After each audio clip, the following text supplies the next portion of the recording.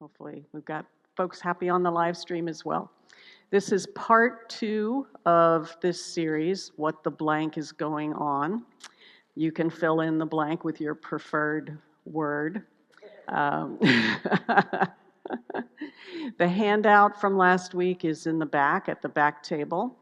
You also got a handout for this week, hopefully, which summarizes a little from last week, but there's other resources. If you don't have last week's handout, you can pick it up at the break or on your way out.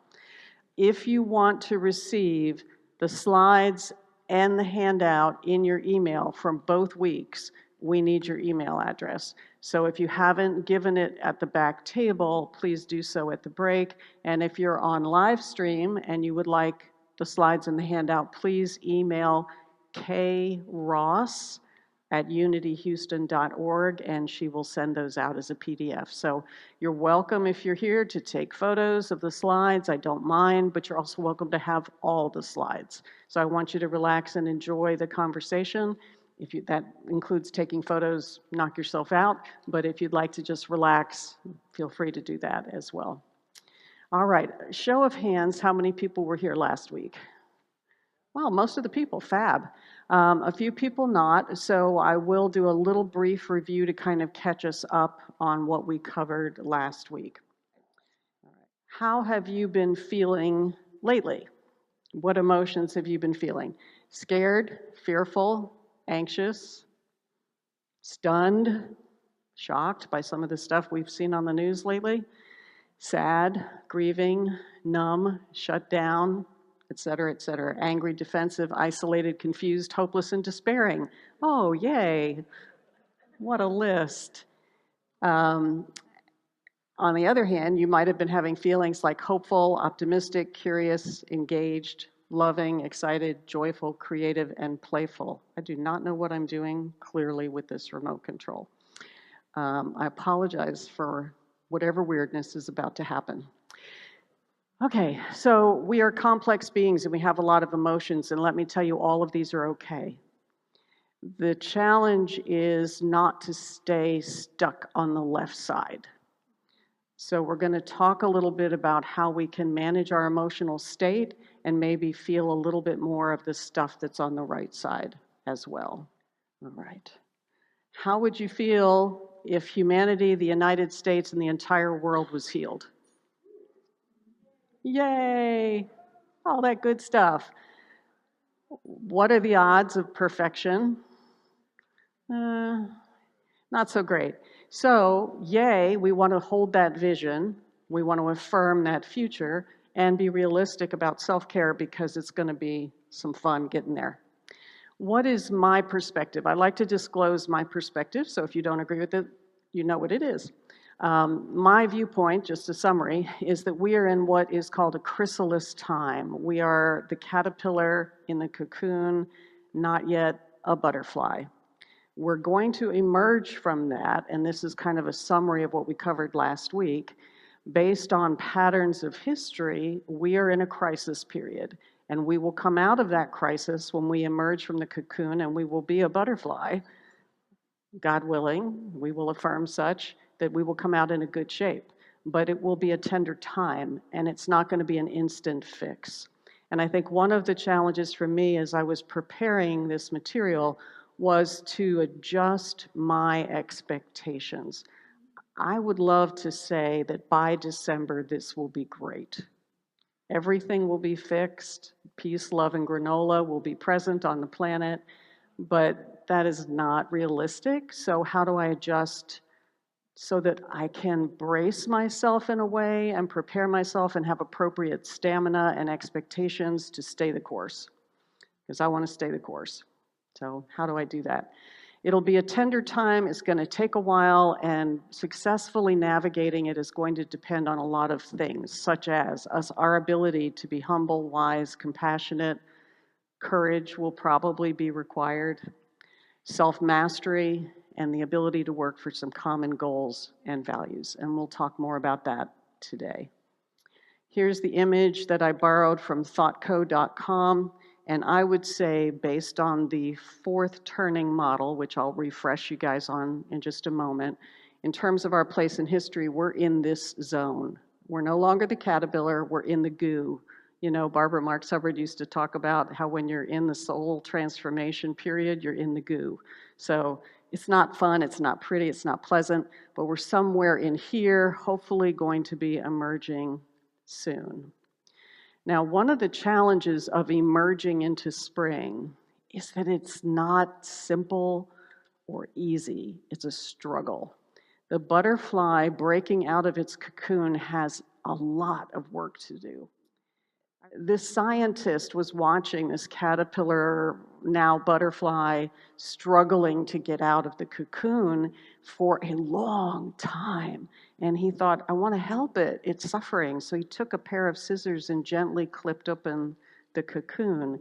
And the butterfly emerged with wings that never fully opened, because it was the struggle that pressed the fluid into the wings that made the butterfly beautiful and functional. So the struggle has a purpose. We are in this messy cocoon goo, and we're about, I hope, within the next couple of years to begin the emergence of the butterfly, and that will take a while and be uncomfortable, and not to panic about it, because that is going to create the beauty. Does that make sense? I think it's a helpful metaphor. The model we used is called the fourth turning. I looked at several models to help me explain this moment in history in ways that calmed me down, right? There's plenty of people out there that will upset you and have you thinking it's apocalyptic end of the world stuff.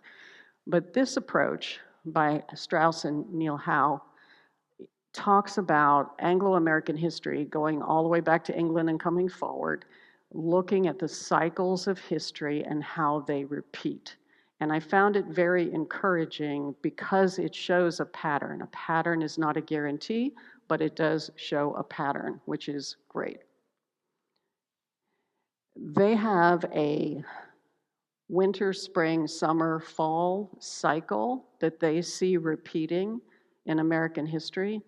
And this cycle takes about 80 to 100 years to complete each time we go through it, which means each phase is about 20 to 25 years, not always evenly distributed, but roughly.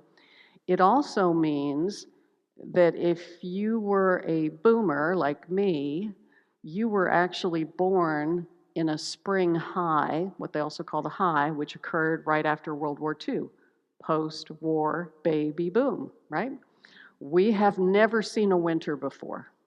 The boomers have never seen a winter before. Guess what? None of the other generations alive currently have seen a winter before. There are very few people left who were adults, not children, but adults during the last winter of World War II. So this creates a sensation that nothing like this has ever happened before, and therefore it's a catastrophe. This model makes it less of a catastrophe. So we can say, okay, this has happened before, and winter yields to spring. Spring brings new ideas and fresh energy and cohesion. Isn't that exciting? And then we go through the cycle again, because guess what? Evolution seems to not be done. You know, we get to just keep doing it. Fun, fun, fun. One of the things we started with last week was we talked about, you know, we signed up for this. Theologically speaking, a lot of us believe, hey, my soul was floating around out there and everywhere and decided it'd be really cool to have an incarnation on earth. Yay! And that incarnation on earth came with a bunch of stuff, like being very confused and having a lot of emotions and having pain and suffering as part of our experience in this world. And so knowing that we made that choice, if you believe that, not saying you have to, but I like to believe that, I made this choice to be here now. I wanted to be here now. I don't know what I was thinking on the other side. But as we have joked before, Michael and I wasn't human when I made that choice. So I want to be here now. Well, if that's true, that kind of lightens my heart a little and encourages me that I have something to contribute. There's a reason I wanted to be here now. Maybe I can contribute something. All right, so this is the cycle. And just continuing the refresh a tiny bit, winter is also called the crisis. It's the fourth of the four turnings, as they call them.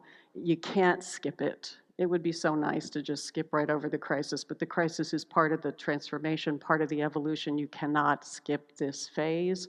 It includes a lot of civil tension and anger and loss of social cohesion. There's another model that's quite well known that's a mathematical model. Hurts my head, uses a whole lot of numbers around economics and whatever, but it basically echoes everything that this model says, including the loss of social cohesion. So during winter, we don't like each other very much. We split into factions and we fight and we're angry. There is a loss of trust in the systems, and real hardship arrives again. Questions are coming up again about class and race and every form of caste that we have, gender issues, et cetera, and nation and empire building. So this is normal, not so scary when you know it's normal. As we go backwards in history and we say, what's an example of this, just to orient this for you, every winter or crisis has what they call 6 parts. The first is a precursor, which for World War II was World War I. That's quite a precursor. The catalyst, which really set winter in place, was the stock market crashing in 1929. And then, of course, we moved from there into FDR's sort of great society model, which is what they call the regeneracy period, where we seem to be coming together again to maybe help each other, but then another big blow hits, and that's the consolidation moment, which in this cycle was Pearl Harbor. At that point, we cohere in that we must fight because we have been attacked. So there's social cohesion that emerges in that moment, but we're still in crisis. The climax was D-Day, obviously in Europe, where it turned the tide there, and then the atomic bombings in Japan. The resolution was reaching clear victory and the creation of new institutions and structures like the United Nations and the World Bank, and the US emerged as the leader of the free world post-World War II. All right, so that just orients where we are. Where are we in ours? Our crisis began, according to Neil Howe, who is the surviving author. William has passed away. Began in 2008. Now, he attributes it to the global financial crisis. I think it is also the election of Barack Obama. I think he's kind of dancing around that one, but I think the election of the first Black president was a turning point moment in our confronting some shadow stuff that we have to confront. That's the way I would say that. The regeneracy is often split into 2 parts. The first one splits the nation, the second one brings us back together. He attributes the split the nation part to the 2016 presidential election, which was very hostile, and January 6th of 2020 probably fits in that as well. And then part 2 brings the nation together, perhaps with COVID, but it's not a complete coming back together. The consolidation moment, I don't know if we're in it yet. It would be nice to say, oh, we're almost done, but you don't know until hindsight what was the moment that was the tipping point, the consolidation moment. Is it Minnesota and the way Minnesota has held together under tremendous stress? Or is it the release of certain files that seem to be uncovering a lot of nasty shadow stuff that we may need to confront and clean up? Or is it something else that we don't even know yet? And what will be the climax moment and the resolution? The timing, 2028, 2030, we don't know, okay? We just need to brace ourselves. It's not gonna be over in a month or so unless a miracle occurs or the Vulcans show up. You know, I'm a Star Trek fan, so maybe the Vulcans will show up. All right. When we leave winter, we will move into spring. Spring is what they call the high, and optimism returns. And I'm so excited for this. I hope I'm around to see it. We come back into a sense of shared purpose and shared values. Not 100% of the population, but enough that there is a decision-making capacity that emerges because we have enough alignment. We're not stuck in these polarized camps, which would be great. Individualism goes down, community goes up, civic order is restored. Yay. Okay. So as we go forward, I would like a future with less of the things on the left and more of the things on the right. How about you?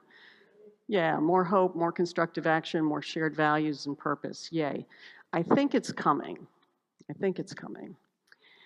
Now, what also gives me hope and helps me think it's coming is another model beyond the fourth turning. We covered this in more depth last week, called Spiral Dynamics Integral.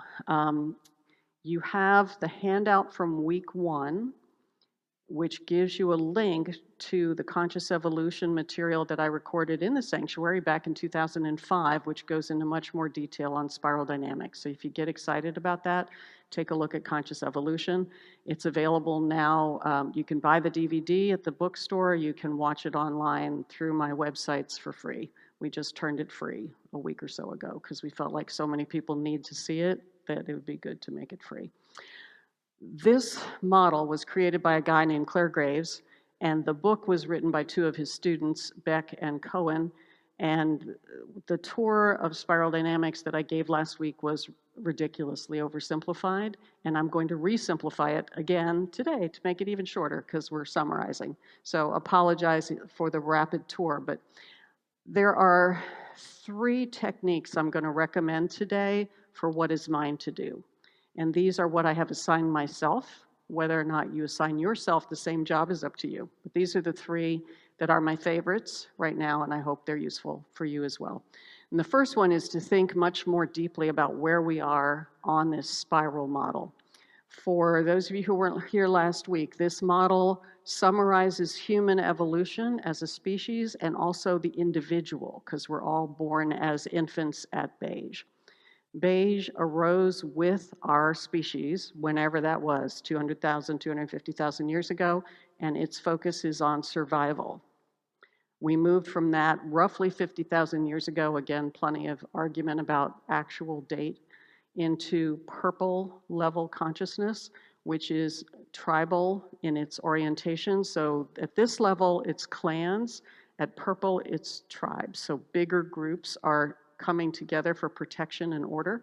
And it's the beginning of spiritual thinking, sometimes referred to as magical thinking, but don't take that as any way an insult. It's like the belief in the magic of nature and the mystery and the shamanic powers that are possible through being connected with that. So purple. Red emerges later as tribes are fighting for land, comes this desire to build empires. It's also in an individual, the teen years of trying to prove who I am, prove myself, about 10,000 years ago. About 4,500 years ago, rules and laws arise to control the bloody empire building instincts of humanity. So this is a very ugly impulse. It brings things, all of these levels bring benefits, but they also can all go toxic. And this is red because it's the color of blood. It is the level most likely to shed blood. That's the memory aid associated with that. Then you've got rules, law, and order arising to control the impulse of red. Church occurs here. Major world religions arise during this period. Now, religions are great and religions can be a problem, right? All of these can be great and can be a problem. The Catholic Church, if we look at Europe, has its abuses that become very obvious through the Inquisition and various other power grabs and becomes corrupted. There is then a Protestant revolution which occurs at the tipping point to orange. All right. Science is also arising here. Galileo is imprisoned in his home for saying that the Earth is not the center of the solar system, But science arises. And then about 150 years ago, the stage we call green, which is very egalitarian, pluralistic, eco-sensitive, arrives on the planet. Now, just from that description, what center of gravity would you guess this church is? Green. We have a lot of green in this church because there's a lot of pluralism and sensitivity and care for animals and climate change and things like that. That's going to matter as we go through what is ours to do coming up. Now, each of these has benefits, each of these has problems, so, and there's no skipping stages. Here's another way we can look at it, and this kind of echoes my cool little model over here. Isn't this cool? I had this made on Etsy, found this great guy with a 3D printer who helped me with this. It's called spiral dynamics because it's a spiral staircase. And the first 6 steps, which you see are beige, purple, red, blue, orange, and green, goes up here to green, make the first completed circle. And then yellow is right above beige because it's going to repeat the issues that beige addressed, which were survival. I think this survival issue is climate change at a minimum. There may be other survival issues. You cannot skip a step. Each step is necessary to support the next step.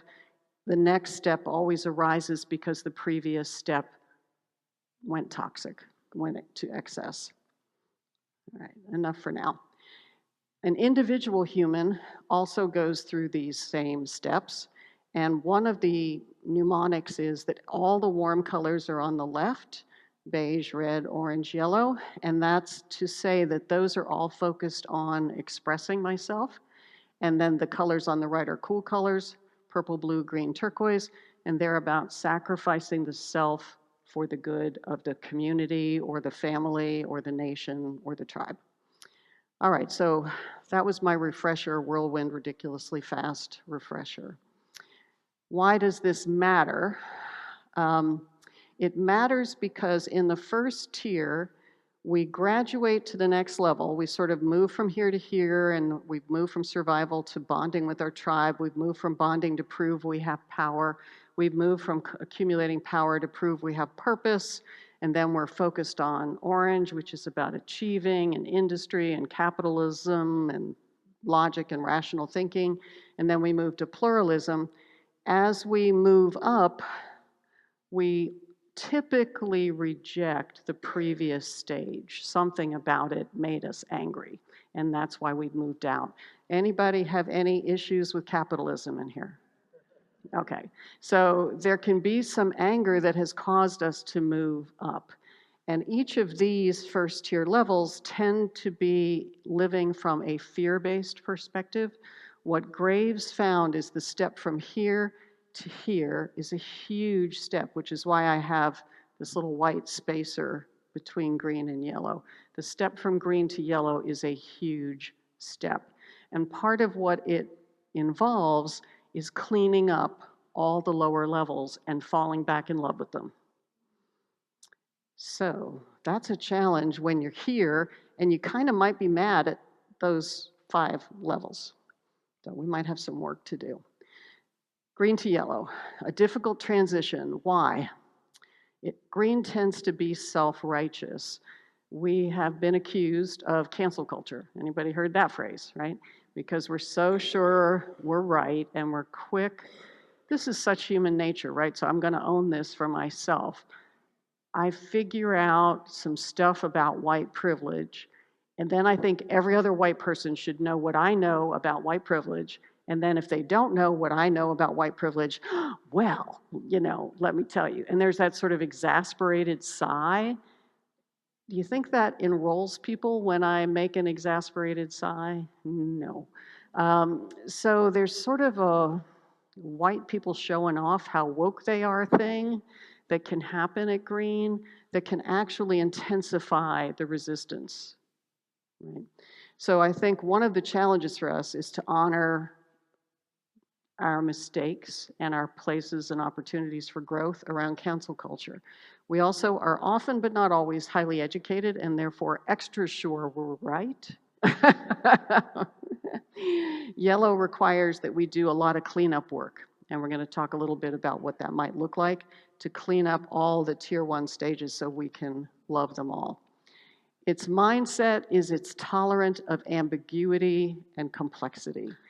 It is both head and heart, although it is more head-centric than heart-centric, but it is both. Previous to that, the levels tended to be more head or more heart, but this is the first time they're really coming together. They are flexible. This level is called flex flow. It arranges leadership to meet the problem, as opposed to assuming one person can do everything. Usually it's a collective leadership thing where different people take leadership roles where they have expertise. So competence is really important. What Claire Graves said about this level is that it solves problems more effectively than all the previous levels combined. We're going to have a lot of problems in springtime to solve. So we're going to need yellow capacities in our culture to come online. Not everybody has to be there, but we need enough people to be there.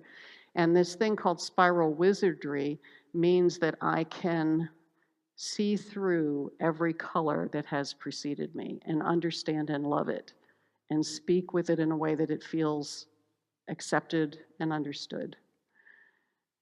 Turquoise, which is the next level up, is really where I think spirituality comes more on board. It's a sacrificing color. It's more heart than head. It integrates spirituality into its technology. Be interesting to see how that works with AI down the road. But anyway, let's just focus on yellow. We got enough work to do to get there. So how do we get there? We have to clean up our color stack. People whose center of gravity is green, which is most of the folks I think in this congregation, would have a strong green, maybe a secondary orange or a secondary other color. But we often have issues with these 3 or 4 preceding colors. So let's just talk about how we can maybe understand that. Because in order to heal and to help spring happen, I think this time is going to require that we love them all and we play with them all. Just like children play with all the color blocks, we need to play with them all because they're all going to matter for us to get to yellow. So let's do what is easy. Let's start there. What are some of the advantages of green? Why do we love green? What does green do so well? Just shout it out. I'll repeat it for the live stream. Nature. Yeah, we care about nature. Green renew. Like spring, it renews. Yes, yes. And the color is because it's an echo.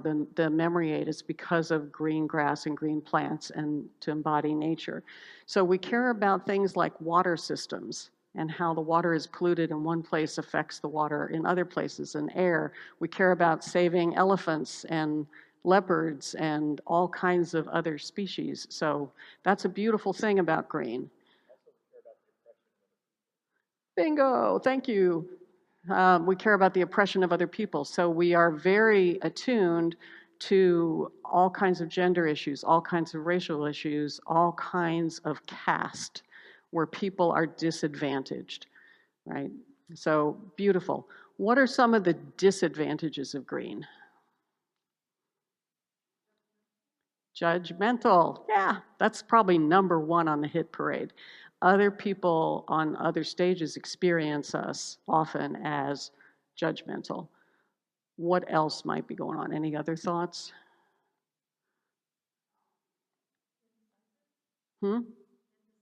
Indecisive? Yes, green can, thank you, that's a good one, because green can see so many perspectives of different parties, like, this community is going to be hurt by that, and this community is going to be hurt by this. They can be paralyzed by their compassion.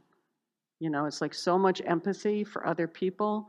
Actually, it would probably be empathy would be the right word. So much empathy for other people, they can be paralyzed. So it's beautiful, but it's got some issues. Let's talk about orange. Orange brought us science. What issues might you have with science? Anybody have any issues, or is it perfect? AI? You scared by AI? Technology can get out of control. How about medicine? Some issues with medicine? Big pharma, that one usually comes up, right? So there can be perverse incentives inside the medical industry that can make it hard for people to get access to care. It can make it hard for them to include forms of healing that are not pharmaceutical or not surgical. So orange isn't perfect, science isn't perfect, but did it bring us some good stuff? What are the advantages of science? Has it tripled our lifespan? That's pretty cool. Yeah. It has brought us some good things, right? So it's helpful as we want to attain yellow to really focus on what is good about every other color. It is so easy to see what is wrong. It's important to see what is good. What are the advantages of capitalism? I'll bet you can think of 6 or 8 disadvantages right away. It feeds people. It beats feudalism. It beat what preceded it. Yes. Did you say something? Process and process procedures and logic and efficiencies and ability to scale and bring large volumes of product to people who could not ever access them before. Only the very wealthy could access certain things. And now a lot of people. It's not to say it's a perfect system or fair, but a lot of people can access things they could not access. Yes. Accesses our competitive nature and channels it into something potentially productive. Are there any disadvantages to capitalism? Greed. Right? Individualism, it can be very much about me, right? So the challenge might be unregulated capitalism. Unregulated capitalism. All right. I'm sorry? That's a good word. Unregulated capitalism can be a problem. Now, blue brings regulation, right? So the advantage of legal systems is they bring laws and rules and penalties for bad behavior, right? And so properly adjudicated, blue brings some important things. Blue is also the first time nation states arise. Tribes come together and form nation states. So there's some advantages there. Are there any disadvantages to blue that you tend to think about? It can be unjust. It can be manipulated, often by red or orange. The ones on either side can make it not work the way it's supposed to work. But when it works, jury systems, jury trials, that is actually historically a shocking breakthrough. Because before that, who made the decisions? The king or the queen or the power structure, he who had the gold ruled, right? Red, what are some of the advantages of having courage? Well, we see some beautiful images here. On the left, those are supposed to be firefighters, I think they are. Military members, protesters, having the courage. Can be very empowering. Red is when you kind of find that fire in your belly to know who you are and what you stand for. And I think that's a really important aspect of the spiral. How about purple tribal family consciousness? How does that show up in our lives today? Well, we have families and neighborhoods. We have neighbors in Minnesota who have suddenly really tightened their tribal connections with their neighborhoods. That whistle, you may have heard, they've been 3D printing whistles and giving them out so that they could warn their neighbors when ICE was arriving in their neighborhood. Now, I know immigration is a complicated topic. We're going to talk about holding polarities after we take our break, but seeing two sides of things is going to be a critical skill for yellow, not to say both are equal. So it's going to require some nuance of thinking, but I think understanding what's happened in Minnesota requires understanding that purple has come alive in Minnesota. You get neighborhood gardens as well, all the ways in which we can create community. It's interesting, I was listening again to a guy this morning who was talking about how he got recruited into the neo-Nazi movement as a young man. He was 14 when he got recruited. And he talked about how lonely he was. His parents were first-generation immigrants starting a business and were working 7 days a week, and he was alone a lot of the time. He felt loved, but he was alone. And this person stepped into that gap and recruited him into a tribe that was not a very community-affirming tribe, but it was a community of sorts. And he said up until that moment, he had felt alone, isolated, and without purpose. This person gave him a sense of purpose and community. So if we don't fill it with good stuff, it can be filled with not so good stuff. Did you want to say something? Tribe increases survival. We can't, absolutely. So having a tribe and having any nation as well, groups of tribes becoming nations, means we can do more things because no one person can do everything. Hmm.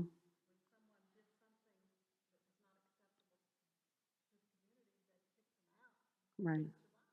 Right. So shunning was a practice, it still is among the Amish, for when you have violated the norms of your tribe. Now, with the Amish, I understand you can come back in, but depends on the tribe. I mean, you could have been kicked out permanently, and that could have been the end for you. Yes, we need each other to survive. Yes, purple community group consciousness matters, and really all those cool colors matter to help us survive. So thank you. I'm repeating so they can hear on the live stream as well. All right, so as we look at Minnesota, we can see all of these colors where the neighbors are helping neighbors in the situation that's been going on up there. You've got a purple commitment to neighborhood. Now, of course, survival beige has been triggered, right, for people. So I don't want to gloss over that. Survival beige issues are definitely being triggered. But there is a purple commitment to the neighbors, red courage, where people are running to help, blue commitment to rights and laws. There are certain laws, and they have not necessarily, allegedly, been followed. So, people standing up for the rule of law.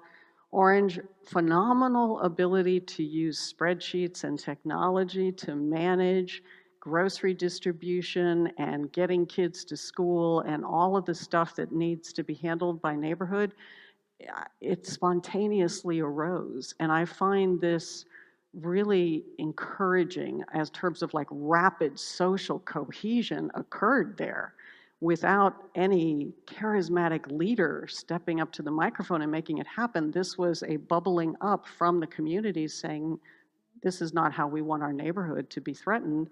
We want to take care of our neighborhood. So orange logic to coordinate the helpers to get information out and so on. And then green, empathy that is inclusive. So there you can see the spiral in action. Important, if we're going to break through to yellow, to have the full color spectrum. All right, let's see where we are. I think we are up to exercise number 2. And after exercise number 2, we'll take some Q&A and then we'll take a break. So clean up the spiral, play with all the colors, learn to love them, watch where you get annoyed and interrogate that and see, is this an allergy to a color? Or is this, yeah, you should be mad about that. That's bad. The second piece of advice I would offer, and this is one that I use a lot, I have to tell myself this all the time, is to focus on what I can control.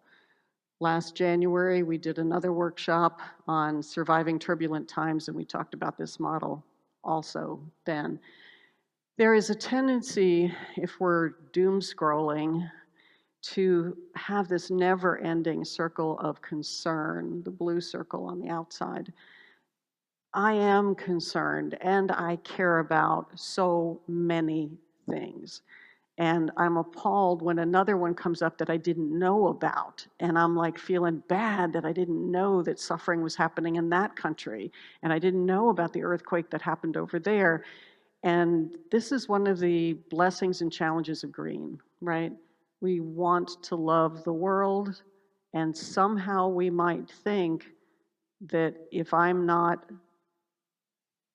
suffering and sad and grieving over every injustice and tragedy, I'm not a spiritual person. Have you ever had that little voice in your head? And I have to trust it's not all mine to do. And if I do not take care of myself, I can do nothing. So coming into appropriate relationship with the information of the world is what this is for. So if I hang out too much in the circle of concern, I'm spending my energy where I can have no impact. But if I pull it back to the other two circles and make those circles bigger, I can have more impact in the world and be be less destroyed by what's happening in the world. So the goal is to pull out more the circle of control. Now, what can I control? What can you control? What's in your control? Yourself. Yep. Now, I would dearly love to be able to tell everyone how to behave because in my more arrogant moments, I think I know what they should be doing. It's not going to work, number one. It's not going to work. Yeah, it would be a lot of work if I could do it. And what if I don't actually know what I'm talking about, which is kind of guaranteed. I'm not going to always know what I'm talking about. Like, I don't know what's right for this person and this person and this person. And I don't see the whole system, which is way too big for me to see. But I can control my behavior. So, learning to focus on the things that are most important to me, pray, learn about things that I want to learn about, reflect, self regulate, and act where I feel called to act. What's in my circle of influence, do you think? Who or what is in my circle of influence that I can't directly control? Family? Church? Maybe coworkers, maybe friends, maybe people in your community. I can influence a lot of people. A little bit. I can't control them, but I can potentially influence them. And I can hopefully influence them in ways that make them less alone and isolated and feeling without purpose, because those were the things that the young man who became a neo-Nazi felt was missing. He was isolated and felt alone and without purpose, and he was given a community. What if we build community everywhere we go? We build community here at church, we build community in our neighborhood or in our building, if you're in a building, those kind of things, in your company. So focusing on those two things. The more you do that, the more you pull things in. I'm concerned about neo-Nazis recruiting young people. I can't directly control it. I can influence maybe the young people in my area. What is in my control to do? I could volunteer with an organization that serves young people in my area. The more you think about this, you can keep pulling things back into the circle of control. And every time I feel like there's nothing I can do, I turn it to prayer, because that is always something that we can do. That make sense? Okay. All right, we're going to take a short break, and when we come back, we're going to talk about polarity management, which is related to a very important spiritual intelligence skill. For those of you who don't know, I created a model that attempted to describe the intelligence of spiritual intelligence. And skill 4 is called complexity of thinking, and our research has shown that it is extremely highly correlated with higher stages of development. So what I'm going to show you is my favorite tool for developing skill 4, which is perhaps the highest leverage skill for getting up higher on the spiral. So we're going to move now into developing spiritual intelligence by developing complexity of thinking. And we're going to do that primarily through something called polarity management. In your handout, you have some references. If you get excited by this, it's a big topic. I mean, I've been playing with this topic for 15 years probably, and I just still am learning. It's just so rich. But if you get excited about it, there's some references in the handout. There's another tool that helps develop skill 4, complexity of thinking, called systems thinking. Way too much hurt the head stuff to do in a short period of time. But there are reference materials on the handout as well. It's also super helpful for developing complexity of thinking. So in normal human pattern, we tend to think of things as problems. Every one of the tier 1 up through green tends to think of situations that are not right as a problem to be solved with a singular correct answer. It's either this or it's that. Now, there are many things in life where a problem-solving approach is great. If you're an engineer and you're trying to decide what is the best building material to build this bridge from, you can do a pros and cons analysis on your various choices. Should we do wood? Should we do steel? Should we do, concrete? Should we do whatever? You can think through the various choices and come up with the best choice. So there is a place for problem solving, but there's also a place where it is insufficient. And that's where we have ongoing conflict, is when there's a polarity involved, we tend to have conflict that won't resolve. So to get to yellow, we're going to need to see these things called polarities and be able to work with them. If we're going to heal as a nation, we're going to have to find a way to language the goal that we have and to see more than one perspective as having meaningful truth to contribute to the solution. Right? That was profound. That was very profound. I'm just empowering you. Thank you. I've been empowered. That was a profound statement. If we're going to heal our nation, we have got to find the common, what we're going to call the North Pole, which is going to be this way that we map problems, and a way that we can see the East and West poles as two valid perspectives. Two valid perspectives.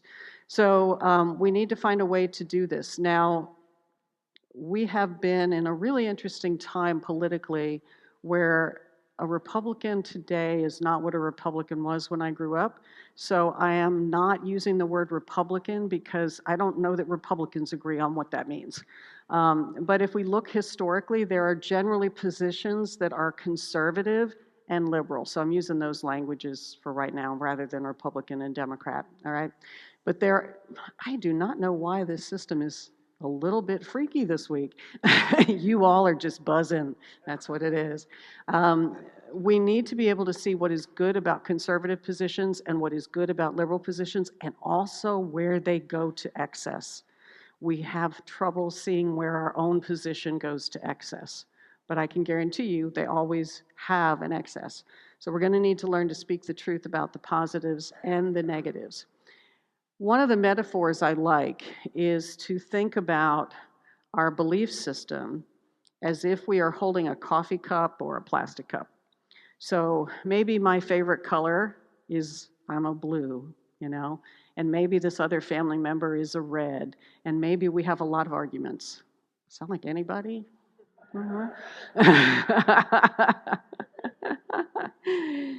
Because I have a bunch of beliefs that maybe fit in this blue cup about how we should do things, and the other person maybe has beliefs that would fit in this red cup as we would currently designate those colors. If I believe that I am this is me, and if I believe that this is you, I don't know how to make this work. But if I believe I am holding a cup that happens to be blue, I am choosing to hold a cup that happens to be blue, I can also put the cup down. It is not me. I can pick it up. I can put it down. I can pick this up. I can put this down. Furthermore, what if I became a clear cup that was capable of seeing many different colors? Yeah. Wisdom and compassion might come from seeing the belief as not me. The belief is something I have. I can pick it up and I can put it down. I think it's a really helpful metaphor. Just like my family member that I disagree with is also not limited to just being a belief. They are a person, they're complicated, and there's a lot of stuff inside of their motivational system that I am oversimplifying, dumbing down, and doing a disservice to if I treat it as just the cup. Make sense? Yeah. All right. Two things can be simultaneously true. I really like this image. If the projected light is coming this way, and in this case the projected light is turquoise, it hits this cylinder shape and projects a shadow that is a circle. If an orange light is coming from this way and it hits this cylinder, it projects a shadow which is a square. Now, if I'm standing over here looking at the square, I'm going to tell you the thing is square. And if you're standing over there looking at the blue shadow, you're going to tell me the thing is a circle. And we're going to get into a never-ending, very nasty Thanksgiving conversation. Right. So what if there is a higher level reality which can hold both things being true simultaneously? That's the striving for yellow. What's the higher level perspective that we can hold? Polarity thinking, this is a book written by Barry Johnson. He has a couple of books. Polarity Management is probably his best known. He talks about developing polarity thinking, the ability to see two interdependent positive opposites as simultaneously true. Two interdependent positive opposites as simultaneously true, and learning how to work with them. A polarity is different than a problem. A polarity is when two interdependent positive opposites who are both virtuous, they're both good, are somehow needed together to interact over time to have a healthy system. That's a bunch of words. Let me explain what I mean in just a second. This is before you understand polarities. It's kind of like before you understood time differently. It's like this big scramble of unsolvable problems. Polarities, he said, are unsolvable. And if you try to treat them like problems, you just keep repeating the chaos. So learning to distinguish when is it a problem and when is it a polarity is really important. If a problem, quote unquote, keeps recurring, you are probably dealing with a polarity. Almost all of our political arguments are polarities. So this could be a big helpful reframe. He likes to say that seeing is relieving. Once you see this, I hope you will go, oh, wow. That's what I hope. That's what we're hoping for. Seeing is relieving. Then you map it, and then you can tap it. That's what he calls, meaning nothing naughty. He's meaning you can tap the energy of the system to find the healthy state for the system. So the first step to relief is to see it. The one illustration he usually begins with is inhaling or exhaling. Which is better? Pick one. You can only have one. You can only have one. Which one are you going to pick? Now, why are you all laughing? Why are you laughing? You want to live. You got this goal up here called staying alive, and you automatically knew you got to do both things in order to stay alive. When you treat a polarity as if it is a problem, you focus only on one side, you get the negative outcome. Now, in this case, if you refuse to oscillate back and forth, you will either die or your body will take over and you will faint. And it will say, honey, you're too dumb. I'm just going to knock you out for a little while until you figure this problem out, right? So there is a positive to each pole, and there is a negative to the overuse of each pole. This is the basics of the map. So let me explain further using this illustration. The positive of inhaling is that you bring in oxygen. If you inhale and refuse to exhale because you think only bad people exhale, you will eventually experience carbon dioxide buildup and faint or die. But if your body takes over, it will force you to exhale. And in that, you will release carbon dioxide. Now, if you stay here because you think there's something morally depraved about inhaling, over time, you will suffer oxygen deprivation. Again, you will faint, your body will take over, and you will inhale, right? So it's a funny example because we can quickly see how silly it is. It's got a very short cycle time. Even if you are trained to hold your breath for a long time, probably 2 minutes max that you can stay on either side, unless you're really, really trained. But still, you're not going to be 30 minutes on either side. You'll be a couple of minutes, 3 minutes on each side.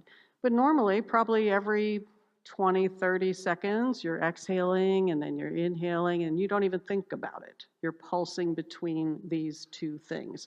So that's the natural way a polarity is meant to work. Oh, the color system: blue, blue, blue. So the person who loves exhaling can see the benefit, the upside, the plus of exhaling. They can see what's wrong with these people who inhale, right? So they can see the blue squares or rectangles. The person who is in favor of inhaling can only see the white, right? What unifies the system is the North Pole, right? Staying alive as the goal, and the South Pole, the thing you want to avoid, right? Okay. So that's how one of these maps works. If you overlay arrows, you get an infinity loop, which is actually a very nice spiritual symbol. Get an infinity loop. A never stopping, moving energy system, and the word "and" in the middle. So it's not an either or, it's an and. Right. Here's one that maybe we can all identify with as an example. If we want to create strong, healthy adults, and you have children, or if you've been a child and had caregivers, you may have familiarity with this model. Some parents and caregivers believe that you should be a tough love parent. Some parents believe you should be tender and nurturing. Who's correct? Both, yeah. But do people usually know that when they're busy fighting with their partners? No, because usually partners will sort of split this role, and one will be the tender nurturing and one will be the tough love parent, and they will be endlessly fighting because the tough parent sees the two gray boxes here and the tender parent sees the two white boxes, and they're not really focused on the North Pole. So how do you get past this?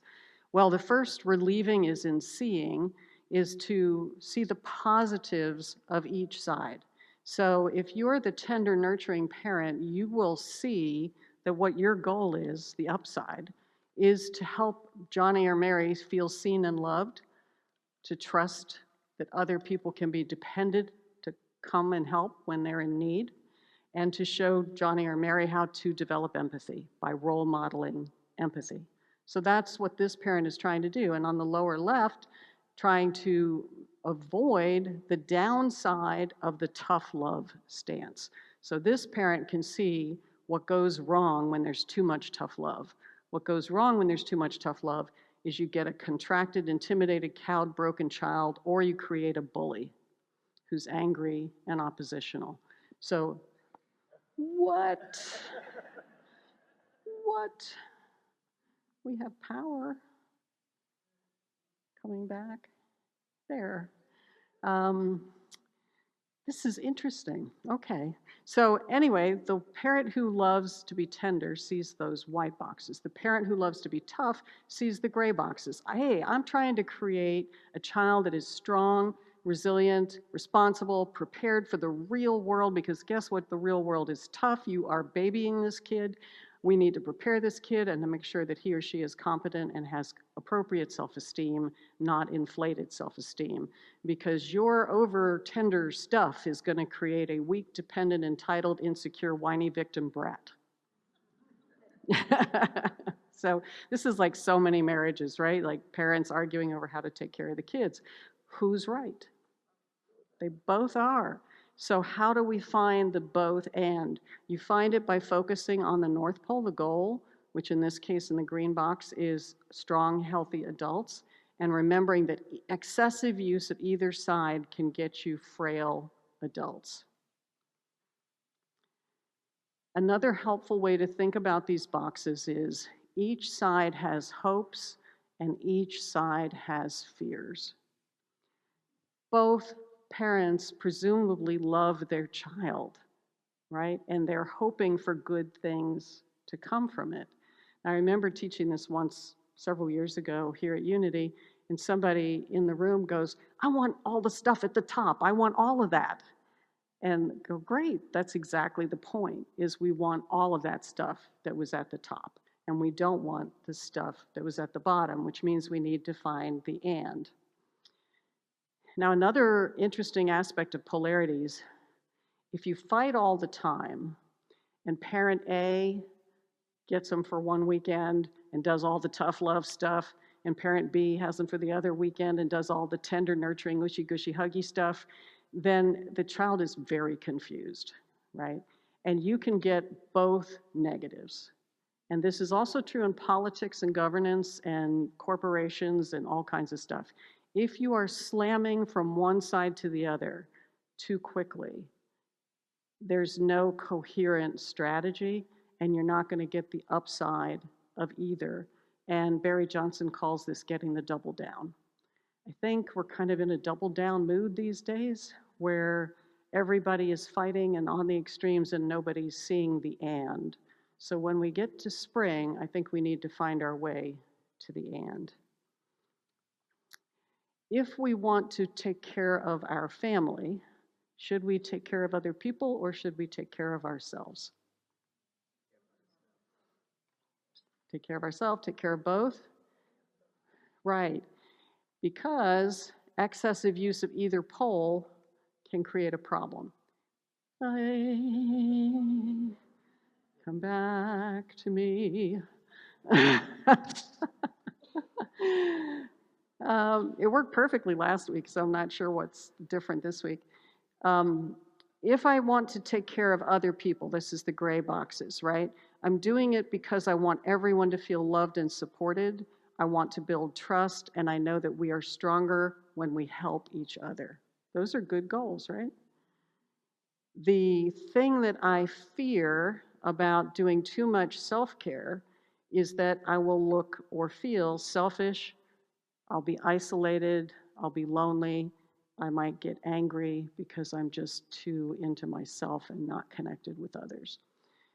If I'm on the self-care pole, and that's my preferred pole, I might advocate for that because that's how I stay energized, inspired, and healthy, right? And what I might fear, the reason I'm up here, is that I fear exhaustion, being short-tempered, sick, and having relationships rupture. But guess what? You can do both. And the failure to do both well, there you go. You can inhale and exhale. And if you don't do both well, you will rupture either way, right? So a healthy family actually requires self-care. The same is true for any healthy work relationship, any healthy company. Other care and self-care both matter. All of our relationships matter.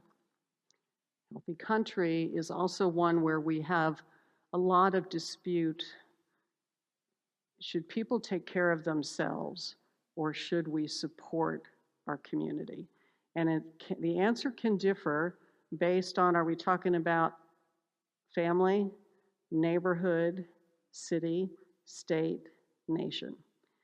If we have to be taxed in order to take care of others, then this becomes a very volatile issue. It can also feed into the tough versus tender disposition.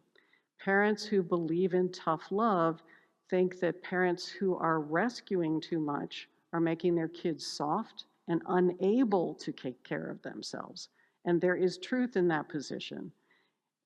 That is often the conservative argument. Now, I was raised a conservative, and I have a lot of sympathy for a lot of conservative traditional positions. Having people able to feed themselves is ideal. What are we to do when things happen where people can't feed themselves? There's a hurricane. Do we bring in help and feed people? There are structural inequities that are making it nearly impossible for people to access appropriate or adequate food. This is where having a more complex conversation will be necessary to get us out of the either or blue cup, red cup logjam. When do we lean towards self-care? When do we lean towards other care? When do we agree to be taxed? And for what things do we agree to be taxed? And for what things do we say no on that?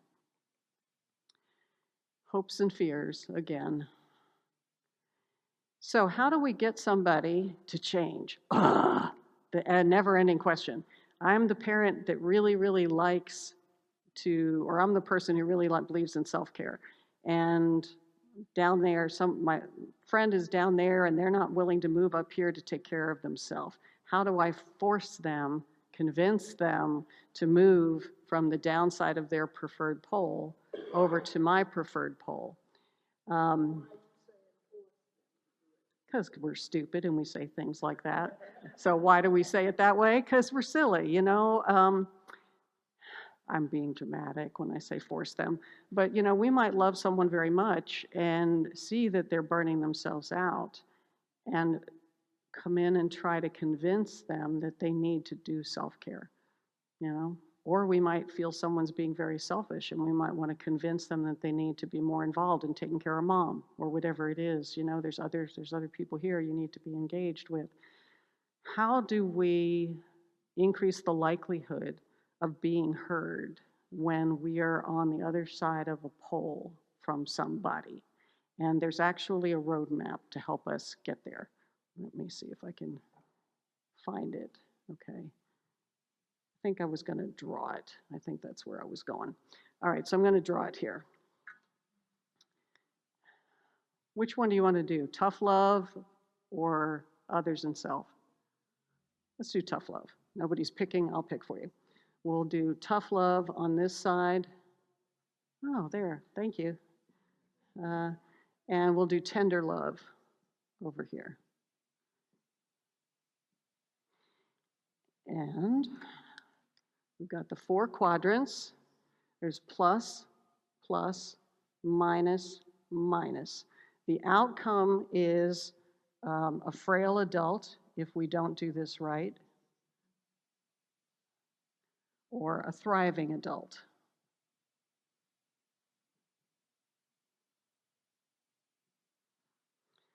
So if the goal is a thriving adult, I can say to my spouse or parenting partner, I know that you love Johnny as much as I do. And we both want Johnny to be a successful adult. We're both a little concerned, you know, about some behaviors we're maybe not happy about, but we are both totally committed here. I think you believe that about me too. So that's a fairly, hopefully, easy place where you guys could agree. And I know that you believe in creating a strong, resilient child. You speak their truth back to them. You speak their positive to them. This takes advanced preparation because the pattern is to come in and tell them all the things they're doing wrong. You are going to skip this quadrant. You're not going to tell them what they're doing wrong. Maybe in a future conversation you can have that, but that's not where you start. These are all the good things. You want Johnny to be self-reliant, confident, resilient, whatever the language is that is meaningful to your co-parent. I'm assuming in this case that this is me. I'm over here, right? I'll be here. You can also then say, I know you're worried that I'm turning him into a sissy, whiny brat. I'm being silly, a little bit silly, but you can say whatever the criticisms are that you've probably heard before about you're making Johnny weak, etc. So at this point, you've got 3 things that your spouse is probably agreeing with you on. You have invested in trust and showing that you have made an effort to understand the other. You made an effort to understand the other. Now you can come back up here. I am totally committed to this goal. And I would also like for Johnny to be able to do these things. While knowing that you're worried about this, but I also want this, and I want this, and we want that. So what's our path forward? Because we want this, and we're committed to this, and I agree with you about this. And I agree, I understand your concern. I'm also hoping, these are my hopes, that some of this is also going to matter for Johnny. Now what's our path forward? Changes everything. Because the usual argument is you do this bad stuff, and then this person says you do this bad stuff, and then they have that argument 100,000 times. And then maybe get a divorce because they can't reach an agreement, right? So when we get to the point in our country of turning to spring, our challenge is going to be, because there will be policy issues to be worked out, to do this kind of mapping on the policy issues. Now, the other challenge is we are not totally logical beings. Has anybody noticed that we are not totally logical beings? So building trust has to precede policy. Trust first, policy second. So how are we going to build trust with each other? Finding ways to listen without trying to force a decision might be the place to start. Just tell me your position here. Thank you, that was really helpful.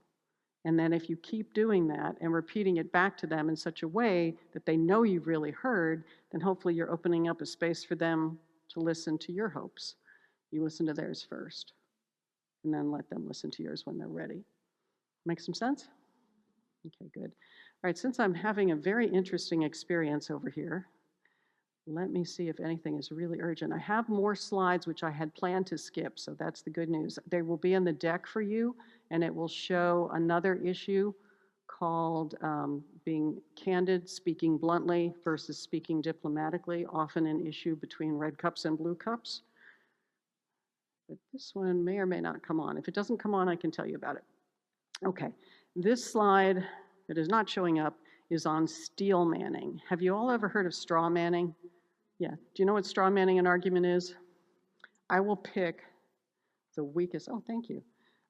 Feel free to jiggle and play, maybe it'll come back. Maybe it's jiggle and move, okay. There we are, thank you, yay. Thank you, awesomeness. Slideshow maybe. Here we are. All right, yay! Straw. Thank you. So straw manning is when you pick out the other side's weakest argument or misrepresent a piece of their argument in order to play smackdown. Smackdown does not build trust. Smackdown does not build relationship. Smackdown does not build understanding. Smackdown is fun if that's the game and you want to play Smackdown, but if the game is build community and solve national problems, it's probably not going to get us there. Steel manning is finding the other side's strongest argument and making it on their behalf back to them until they tell you you got it right. So what you believe, Rick, is, and then I'll repeat it to you. And you say, well, that's close, Cindy, but blah, blah, blah. Okay, so let me try again. So what you believe is A and B and C will give us D outcome, and that is desirable. And then when you tell me, yes, that's right, then I know I'm done. Now, hopefully, that will create a reciprocation, maybe not that day, maybe on another day, that somebody's willing to hear your argument and stop straw manning you and steel man back. When we get to spring, I hope we can do polarity mapping and steel manning so that we're telling each other our best arguments and finding. Mirroring is, I think, very similar, except, you know, I'm not a therapist, so I'm not sure I can totally explain the difference, but it's like, I hear you that you're angry, might be a form of mirroring, and you're upset that I did X because it really ruined your weekend. You know, like that might be a more therapeutic relationship form of mirroring. This is more a logical, like a debate where you tear each other down. This is a debate where you build each other up. Yeah. Did anybody else have a hand up or a comment? Okay. So steel manning arguments to find the best way forward. Context that will help us move in the right direction in spring, playing in good faith. We have a long way to go, obviously. We have so much stuff that has happened, and it's going to take a while. But somebody has to put the foot out first and try to play in good faith. holding ourselves with humility is, I used to really enjoy being right, and then I would find out I was wrong, and I'd be so embarrassed. And I got tired of being embarrassed. So I thought maybe there's a smarter way to go about this, which is not to assume I'm always right and to be curious. Maybe that would work better. So having the humility to not need to prove I'm right all the time, but to really want the answer. The humility to want the information, to want the understanding, to have the relationship. Learning to tolerate ambiguity is so uncomfortable, but we don't have certainty. And when we come to springtime, I think this is where systems thinking and complexity thinking can help. We're not going to be in charge of any of this. We will have impact in little pockets, but there is like a tide rising, and you're not going to tell the tide where to go. Now, you can steer your boat, and you can provide what we call islands of coherence, but we can't completely control the tide. So there will be things happening in our culture and in our species that we cannot totally control, factors in our culture and factors outside. But we can control how we behave in the midst of all of this. How does this fit spiritually? I take very seriously the greatest commandment, love God and love thy neighbor as thyself. And it is to me a polarity map where God is the North Pole. And loving my neighbor, loving the other, and loving myself can be those two side poles. Love the neighbor, love myself, do the best good I can figure out how to do in this dualistic world, while knowing at the ultimate, we're all eternal and it's all good. So it's like, can you hold all of that complexity at the same time?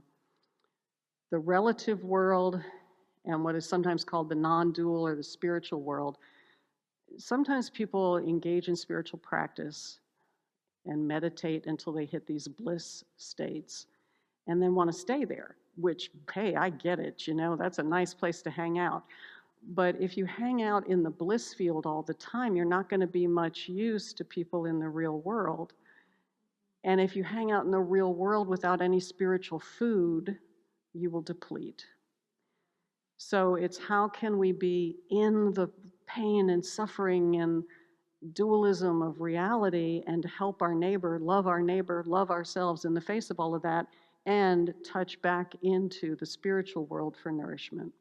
And I think that's why turquoise integrates spirituality at that second tier level. It's like we've got to have it. It's not just a nice to have, it's a got to have to handle the complexity that we're going to be facing, to be fully attuned with the mystical reality that there is only one of us here. And we are all separate at the same time. So that's how I make sense of spirituality in our world. In the world of thermodynamics, which hurts my head and I don't claim to totally understand, this guy named Ilya Prigogine got a Nobel Prize in chemistry for talking about complex systems. And he said, when a complex system is far from equilibrium, small islands of coherence in a sea of chaos have the capacity to shift the entire system to a higher order. I do too. I like it. It inspires me to think that small actions can have big impacts, and we don't know what those will be, but we need to take the action anyway. Be an island of coherence in your own life, in your family with your friends, in your neighborhood, in your church community. We as a church, I believe, are an island of coherence. We don't know what impact that will have, but I believe it's having one. And I believe prayer is a part of how we help manifest the things that we want to see. So I think our prayer practices are all very important. That's the presentation. Michael will close us out in a minute, but first, do we have any questions or conversation that people would like to have? Michael Dot, and I agree with him, has this saying, you got to do the work. You got to do the work. You got to do the work, ain't that going to happen. Mm-hmm. You're going to stay in chaos. Yeah. I just happen to agree with your ass about that. Yes, so for those listening, Michael Gott says you got to do the work, and we're agreeing with him on that. You got to do the work. The colorful part I'll leave out there. That was fun. All right. Yes.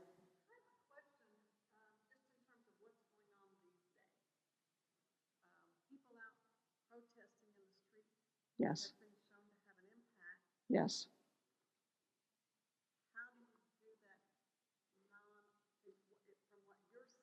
Right. Yes. So the question is for anybody on live stream, if you're going out protesting, it seems to make a difference. And how do we do it in this kind of a non-oppositional way?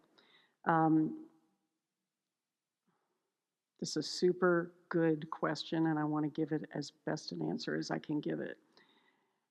There is a toxicity to the excessive tough love that is coming out in what we've been seeing in Minnesota.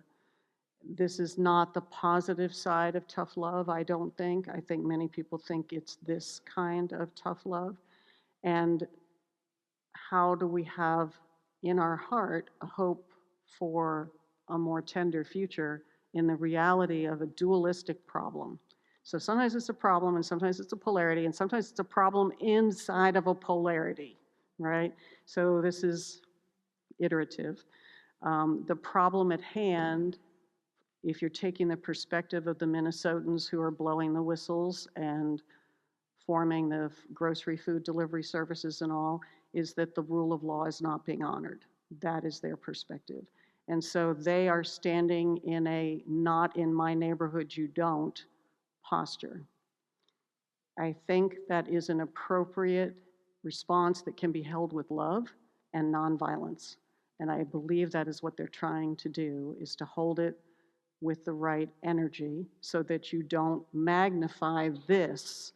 You help to make a vision of what might happen from genuine love, not overly necessarily tender, finding your red power. So there is red courage. We showed that whole spectrum. Blue, purple neighborhood, red courage, blue rule of law, honoring the rule of law and expecting it to be honored, orange science and coordination and logistics. Now, what is yours to do is up to you to choose. Are you the person who's going to be out there with the whistle?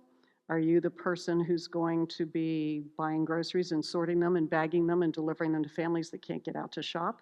Are you going to be providing transportation or housing to people who are afraid to go home? What is yours to do, I think, is a very personal choice. One of the reasons I'm teaching these 2 weekends is I was asking myself, what is mine to do?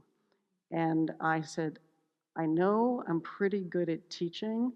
Maybe there's something I can teach. And I always teach what I need to learn. So I picked stuff I needed to learn to teach these 2 weekends.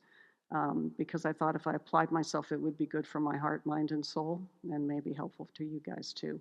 So it's a long answer, but I think there are problems nested in these polarities.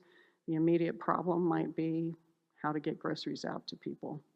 So do it from a space of love and prayerful persistence. Believing in the future that is the ultimate truth. We practice affirmations and denials here. We deny that which is not true on the ultimate truth level, and yet we face what is dualistically true and affirm a better future. You agreeing with me? Okay. Reverend Michael said yes, it's okay. Anybody else? Yes, Sheila? Yeah. You're feeling, I'm sorry?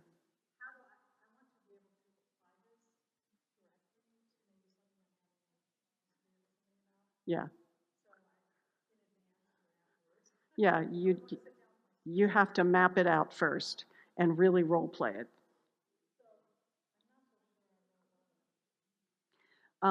So email me, I'll put my email up here. And this is for the live stream too.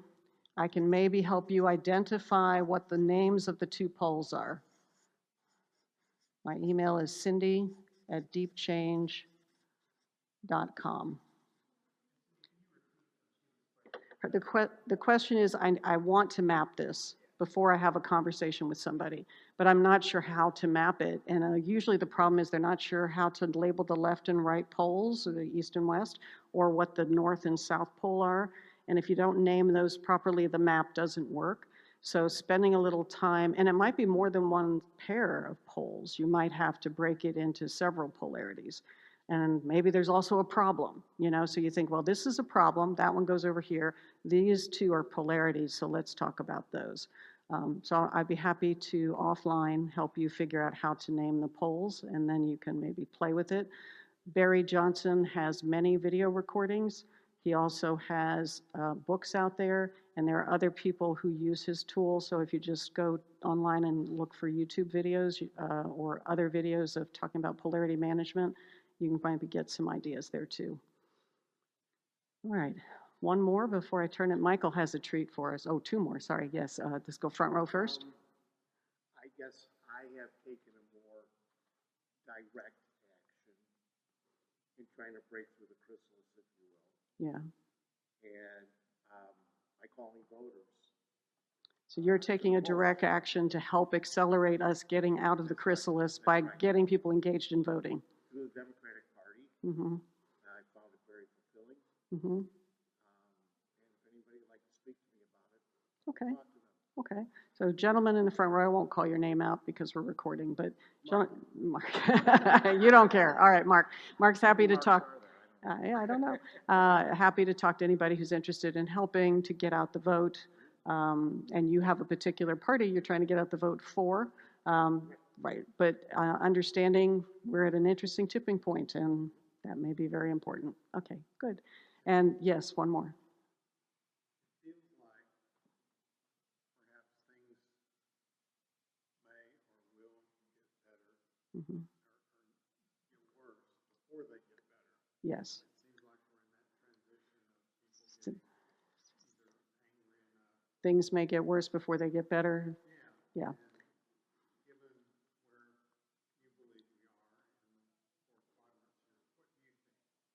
I think that's really a fourth turning question more than the four quadrants of the polarity map. So in the fourth turning model, they would say, yeah, it's going to get worse before it gets better.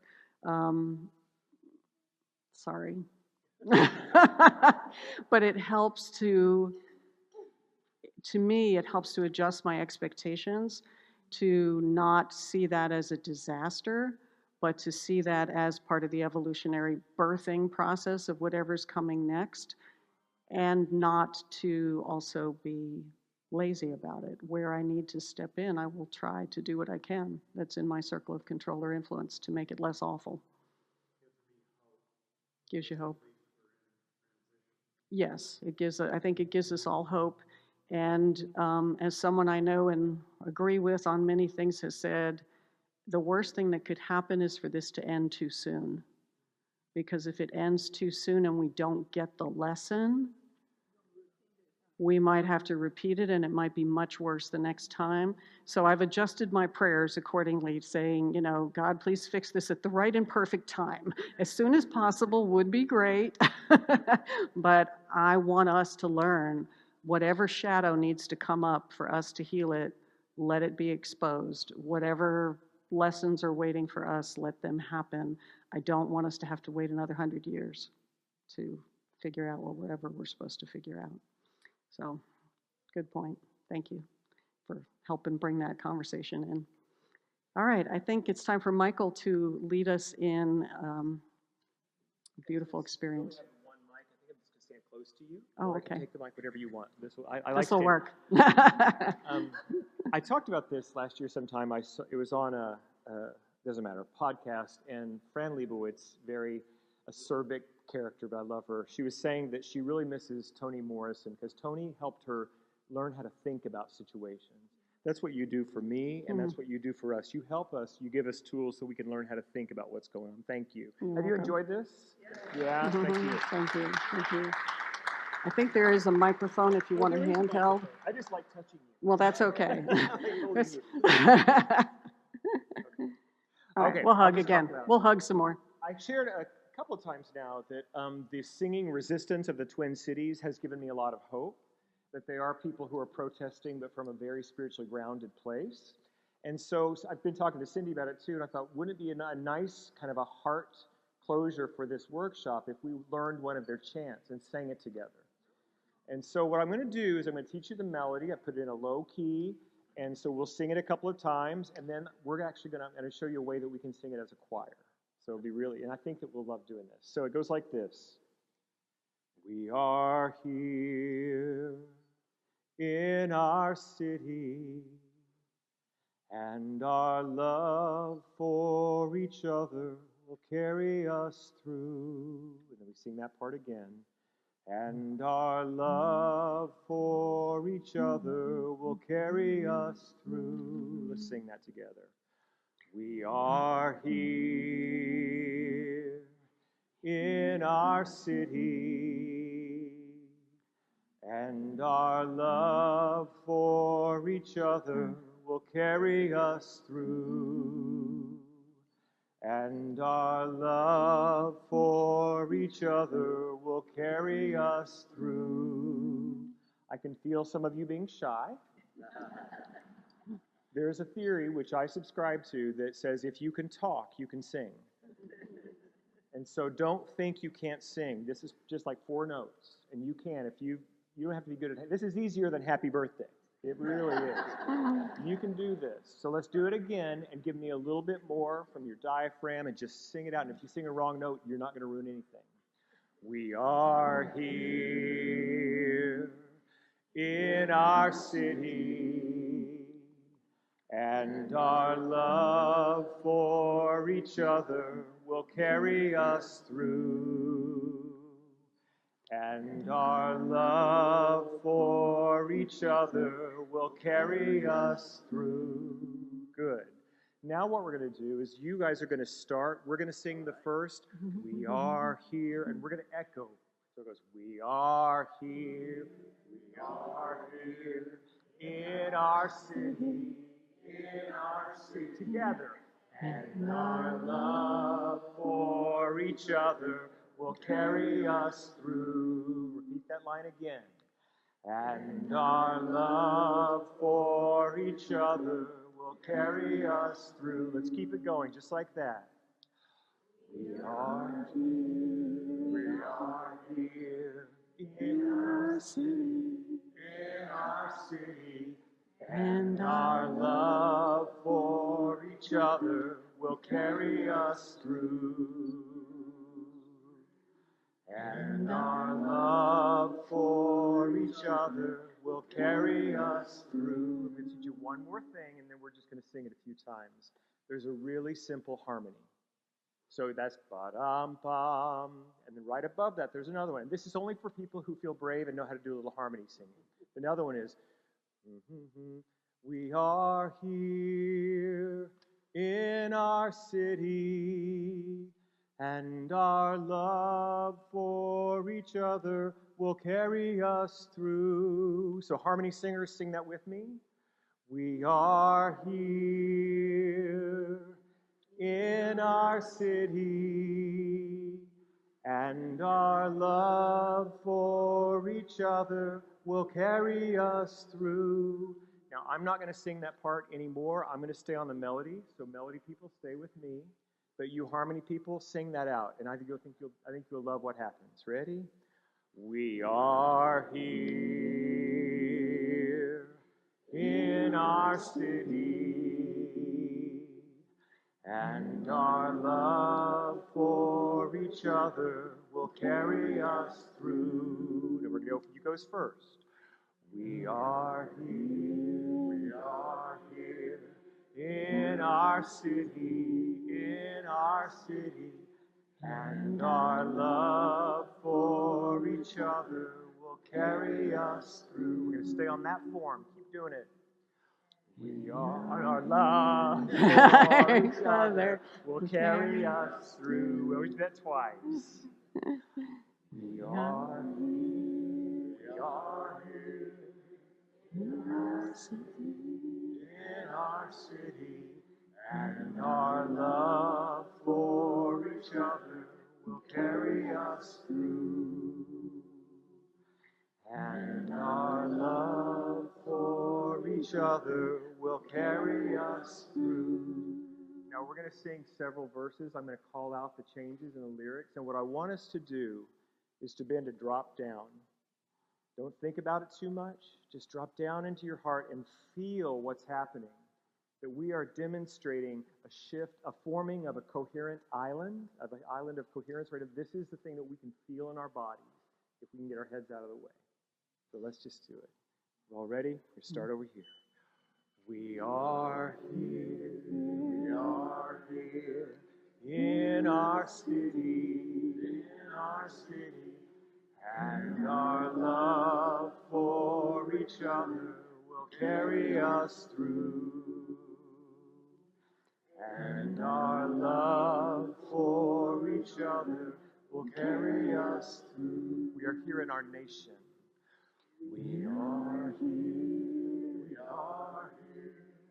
in our nation, and our love for each other will carry us through. And our love for each other will carry us through. We are here as one people. We are here as one people, and our love for each other will carry us through. So beautiful. And our love for each other will carry us through. Take it deeper. We are here singing together. We are here singing together, and our love for each other will carry us through. And our love for each other will carry us through. We are here for the children. We are here for the children,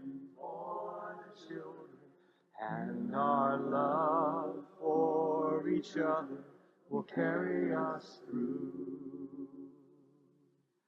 And our love for each other will carry us through. Yes, our love for each other. Yes, our love for each other will carry us through. Amen. Amen. Thank you, Michael. Thank you, Reverend Michael Gott. And thank you to all you beautiful people. Thank you for spending 2 Sundays with me. I love you and I'm grateful for you.